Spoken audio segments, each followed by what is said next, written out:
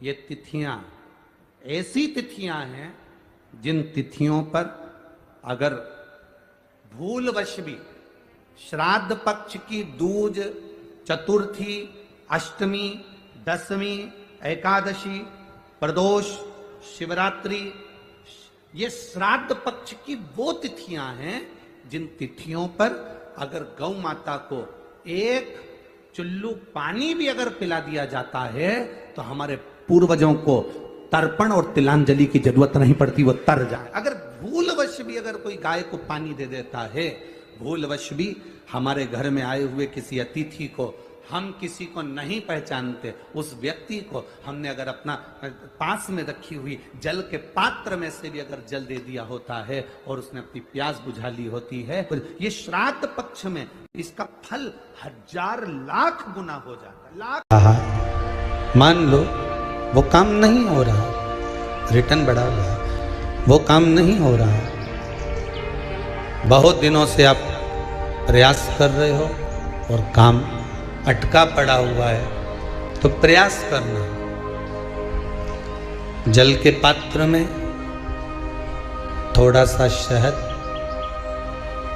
गंगा जल उसमें डालकर ये जो श्राद्ध पक्ष चल रहा है, जिस समय पर जिस श्राद्ध पक्ष के अंतर्गत श्राद्ध पक्ष में एक पात्र में जल लेकर उसमें थोड़ा सा शहद, गंगा जल डालकर भगवान शंकर को कुंदकेश्वर महादेव के नाम से 1 रुपए कमा रहे हो, 1.25 रुपए खर्च चल रहा है, घर में कोई बीमार बना हुआ है, घर में कोई तकलीफ आ रही है, कष्ट आ रहा है, तो केवल एक काम करना है कि हमें शंकर भगवान को 1 लोटा जल समर्पित करना।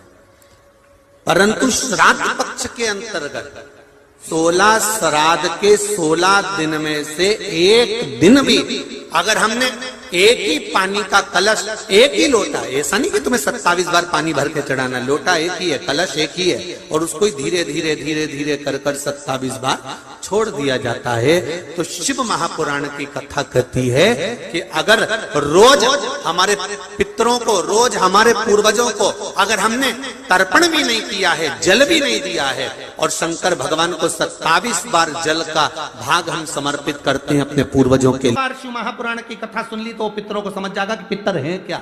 सारे लोकों में सबसे सुंदर लोक है पितर लोक। कारण क्या है? तुम्हारे यहां दिवाली साल में एक बार मनाई जाती है, देवलोक में दिवाली साल में एक बार मनाई जाती है, नाग दीपावली के दिन। पितृलोक में दीपावली रोज मनाई जाती है।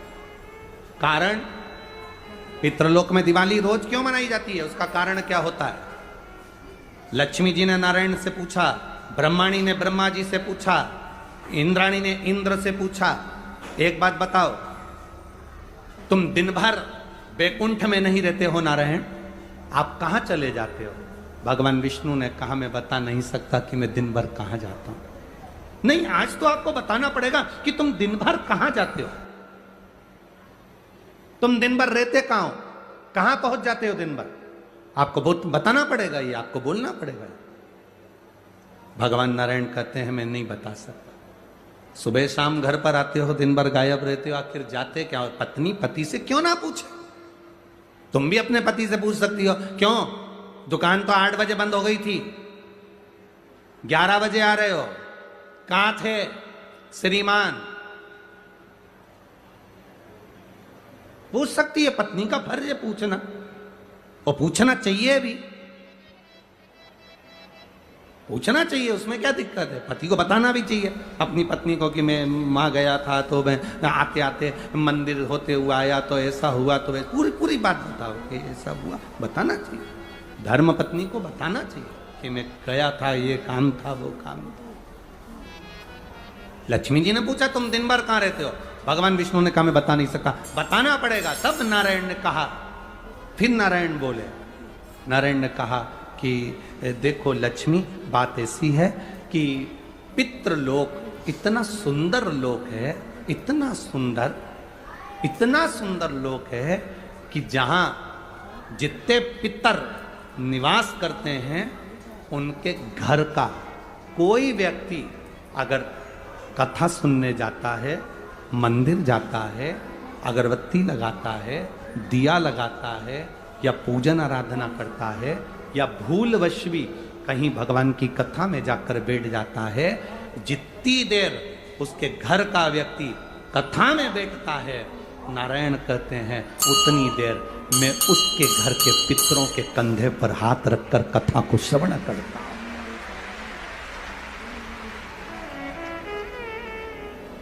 पितृलोक कितना सुंदर है। और पितृलोक के जो स्वामी हैं, आर्यमा स्वामी, वो पितृलोक के जो स्वामी हैं वो भी बड़े सुंदर हैं।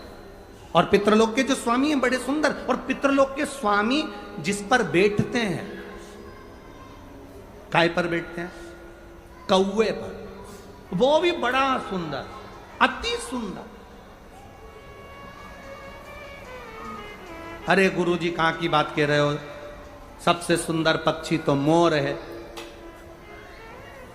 राष्ट्रीय पक्षी में भी उसको कहा सबसे सुंदर पक्षी तो मोर है, और आप कह रहे हो कि दुनिया का सबसे सुंदर पक्षी कौवा है। अरे भाई, जिसने कथा नहीं सुनी उसको लगता है कि दुनिया का सबसे सुंदर पक्षी मोर है, पर अगर शास्त्र को उठाकर देखोगे तो दुनिया का सबसे सुंदर पक्षी कौवा था। पहले नंबर पर सफेद, सुंदर, अति सुंदर कौवे के आगे कोई पक्षी नहीं था।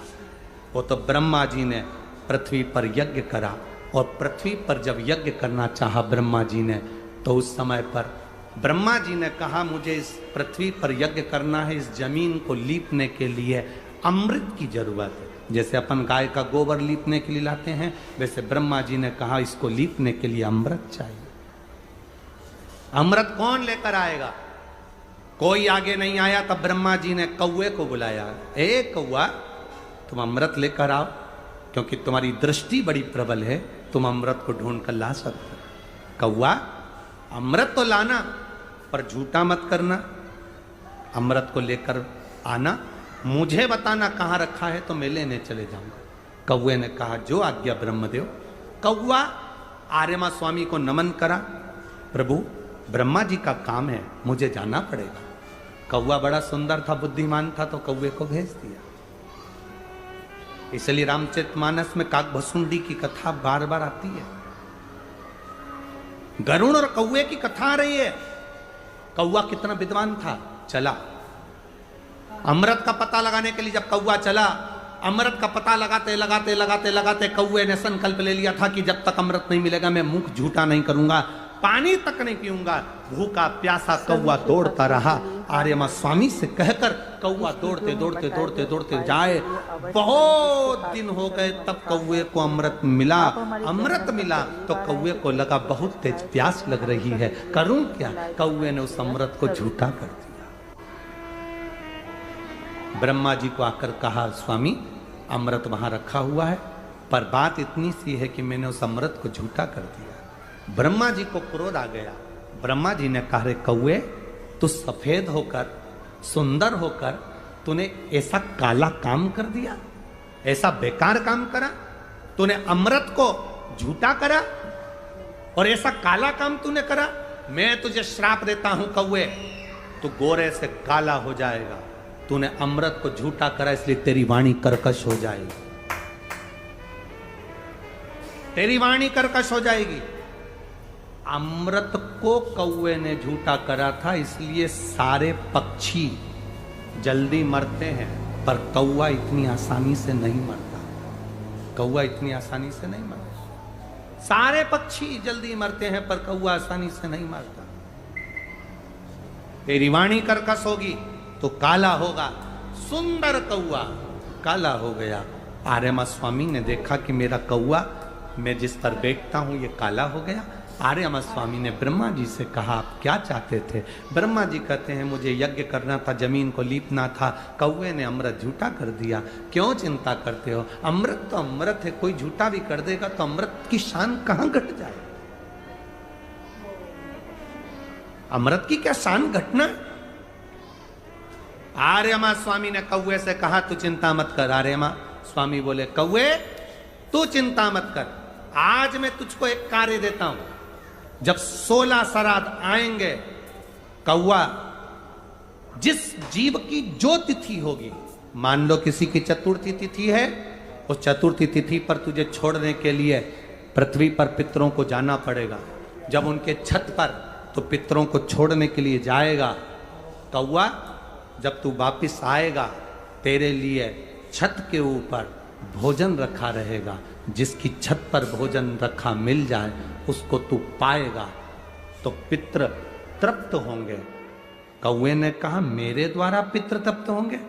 कौआ, नहीं, जब पितर वापिस आएंगे, पितृलोक में रहेंगे, उनको 1 वर्ष के अंदर जब भूख लगेगी, तब कौआ तू अपनी चोंच में उनकी छत से जो भोजन लेकर आएगा, अपनी चोंच से निकालकर उन पितरों को देगा, जिससे उनका कल्याण होगा और वो आशीर्वाद प्रदान करेंगे,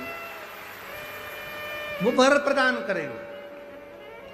हम नहीं पहचानते हमारे शास्त्रों के विधानों को, हमने कह दिया ये अच्छा है, हमने कह दिया वो अच्छा, उसको समझो क्या कि श्रेष्ठता कहां है। शिव तत्व की प्राप्ति का एक आनंद। हर हर महादेव। सभी शिव भक्तों के लिए हर हर महादेव। श्री शिवाय नमस्तुभ्यम। इस वीडियो में बताए गए उपाय के लिए अवश्य करें, जिससे आपकी सभी मनोकामनाएं पूर्ण होगी।